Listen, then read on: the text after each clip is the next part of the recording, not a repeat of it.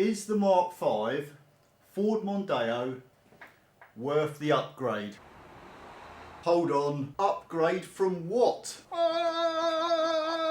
Yeah, pretty obvious really. Here's the thing, the Mark 5 Mondeo has been out for a good 3 years now, since 2015, and it's not a one-hit wonder, if you know what I mean. The Ford Mondeo has been like an evolution, and the Mark 5 Mondeo is the result of that evolution. If I went back to when, like 1993, that was around about when the first Mark 1 Mondeos had come out, and now it's like 25 years later we have this Mark 5 Mondeo, and you compare what this Mark 5 looks like to one of the very first Mark 1 Mondeos. It's a significant difference in body shape and electrics, engines, everything about the car. But you have to ask the question, if the Mark 1 Mondeo was never thought of in the first place, would there even be a Mark 5 Mondeo on the streets today? Do you know what, thinking about it, that's quite something really, isn't it? 25 years the Mondeo has been around. It's either that, or they've been unable to think of a name for a new car in the last 25 years.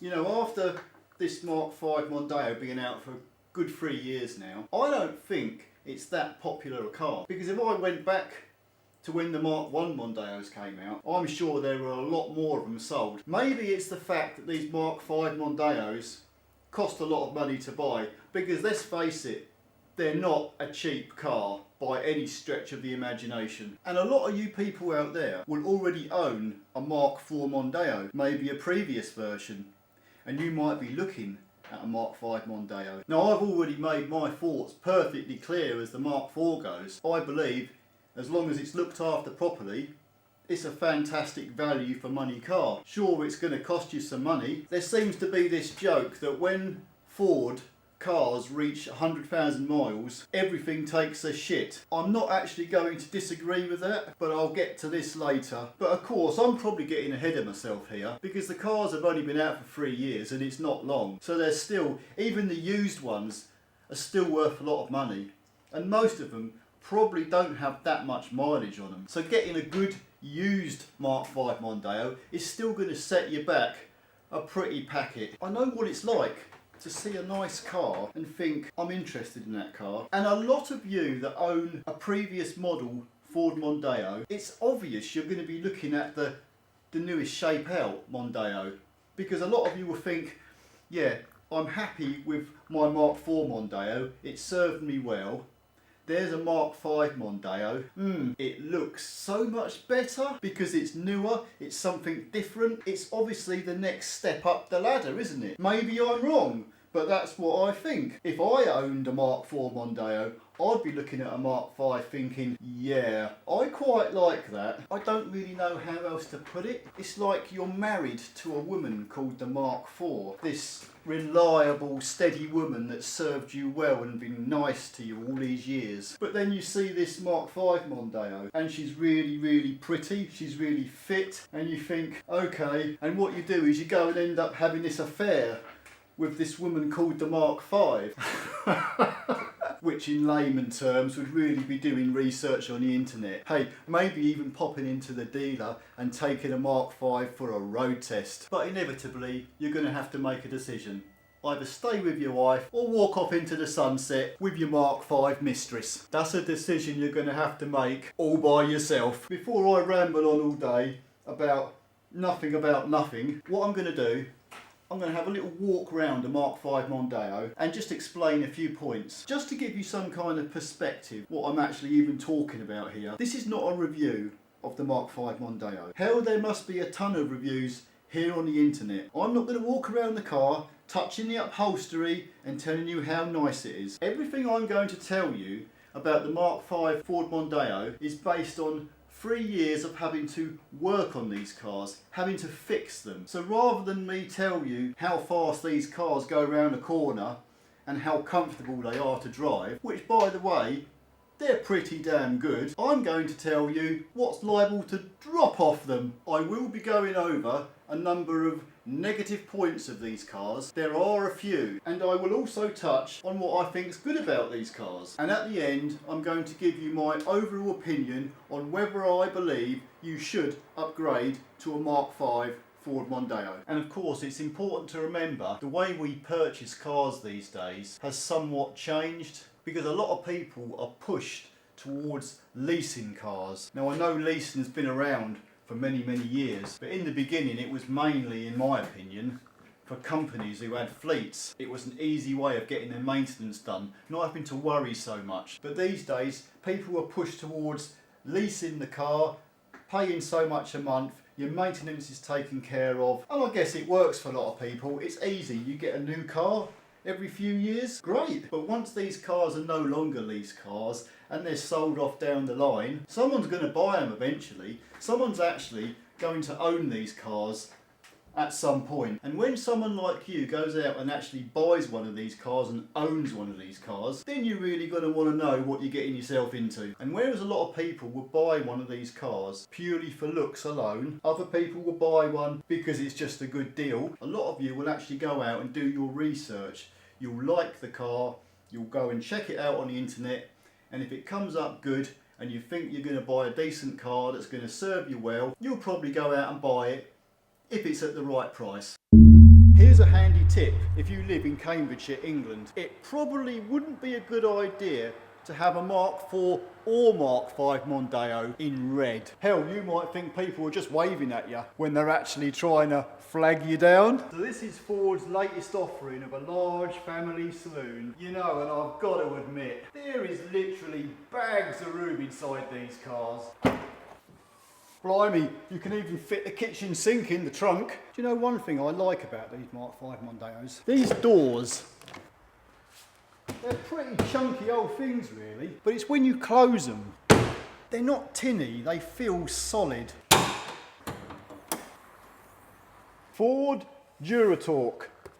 Let me start by bringing a little detail up about this engine. This is a Peugeot engine, but it is not the engine that is fitted in the Mark IV Mondeos. We have approximately 65 Mark V Mondeo 2-litre diesels here, and out of those 65 cars, I would say about 20 of them burn a bit of oil. Now, I don't care what the dealer says, modern diesel engines today should not be burning oil, and when I say burning oil, I'll be topping up like 1.5 litres at a time, and that is over about a 5,000 mile period. It's obviously not all the cars, but it is some of them. I find that a little bit concerning. Modern diesel engines today that have to meet strict emission standards should not be burning oil. So all I can say with some of these Mark V engines, they're getting a little bit sloppy in their production process. I'm going to run you through a few bits and pieces you may well have to replace on one of these cars, and to give you some kind of idea how I know what's going to need replacing and when it's going to need replacing. The 65 or so Mark V Mondeos we have here as company cars were all bought brand spanking new from the Ford Motor Company. The 15 plate Mark V Mondeos, some of them have over 150,000 miles on the clock. So on a daily basis I get to see what goes wrong with these cars. You see, I'm going to talk about what these cars cost to maintain. So I'm not going to get all touchy-feely with the steering wheel. I've just replaced the rear brake pads on this car, but for 62,000 miles, there's not even a lip there whatsoever. Your front brakes are not quite as friendly as your rears. Your pads will last 25,000 miles if you're lucky, but you can normally get a good 80,000 miles out of your front discs. You know, apart from a little bit of creaking on the rear anti-roll bar bushes on these cars, the rest of the suspension is actually not a problem. So there really isn't much more I can say on the suspension of these cars. It's just a non-issue. Do you remember what I said earlier? When at 100,000 miles you can expect some pretty big bills, or more to the point, there's quite a lot that potentially could go wrong around about the 100k mark. For instance, your alternator is either going to take a dump from 80,000 miles onwards, or the overrunning alternator pulley will break up and fall off at about the same time. And if you don't have warranty on your car, A new alternator will probably set you back around about £350. The camshaft drive belt on these Mark 5 Mondeos, 2 litre diesel, they should be changed at 125,000 miles. I myself change them at 100,000 miles just to be safe. If you don't know how much it's going to cost to have your camshaft drive belt replaced on one of these cars, I'm going to tell you. The water pump alone has a retail value of £178. The cam belt kit, which is the part number directly above my thumb, are £103 plus VAT. So you could very well be paying in excess of £500 to have your camshaft drive belt and water pump replaced. At the moment, the benefit of a Mark 4 Mondeo 2 litre diesel, they have aftermarket parts readily available now, cam belt kits with water pumps at a heck of a lower price than what Ford are charging. The trouble is, if you've got a pretty newish car, and especially if it's under warranty, you are best to be using genuine Ford parts just in case anything was to go wrong. Now I can tell you something else that probably will take a dump at 100,000 miles, and that's going to be your engine's dual mass flywheel. You know, on these Mark 5 Mondeos, I've not actually had a slipping clutch yet, but I've had plenty of badly rattling flywheels, and the majority of these flywheels have started rattling at around about 100,000 miles. And in my findings, the Mark 4 Mondeo 2 litre diesels, the flywheels would last a good 40,000 miles longer. So what kind of price do we expect to pay for a clutch, a flywheel and a slave cylinder on a Mark 5? Let's see, the clutch kit, we're looking at £241. The slave cylinder, £97. And your flywheel assembly, £413. Of course, they are all retail prices from the Ford Motor Company. But whatever way you look at it, to fit a new clutch and flywheel in your Mark 5 Mondeo is pretty much going to set you back £1,000 or more. It's just something you've got to take into consideration. These cars are not running on AdBlue yet, but they have this horrendously enormous exhaust gas recirculation valve, and they do go wrong. Let me give you a little example. This car here is a 17 plate. There are 62,000 miles on the clock. Can you see the orange antifreeze leaking out of the EGR valve? This car's still under warranty, so it's going back to Ford to have a new EGR valve fitted. We've got a 100,000 mile 3-year warranty on these cars. A lot of you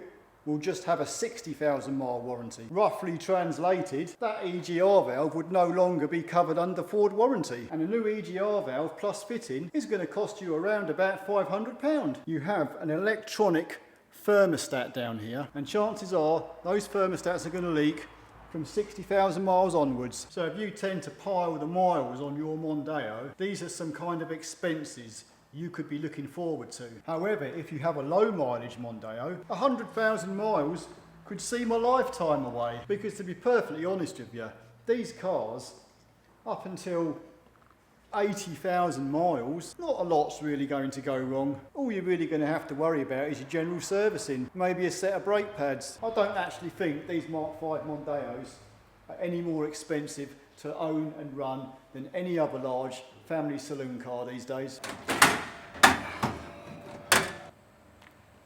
Holy crap, it's hot out there. Remember at the beginning of this I was going to tell you whether it was worth the upgrade from a Mark 4? Well, here bloody goes then. I reckon at this precise moment in time, if you're on a budget, you'd be best to stick with a Mark 4. In my opinion, the Mark 4 has got slightly lower running costs. But hey, if budget isn't so much of an issue and you fancy a bit of this mistress,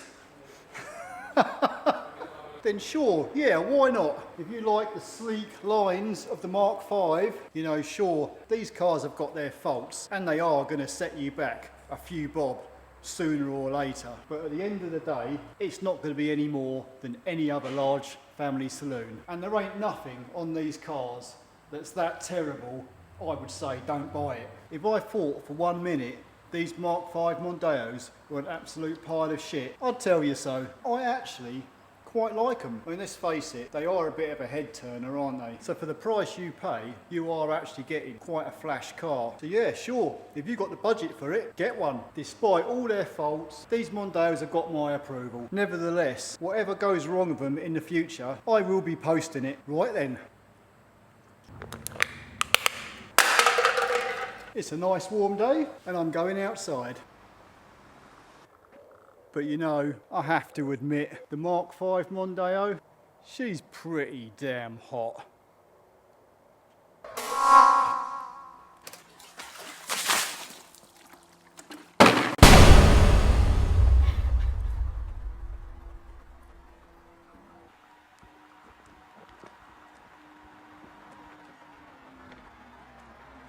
Happy days. Bye.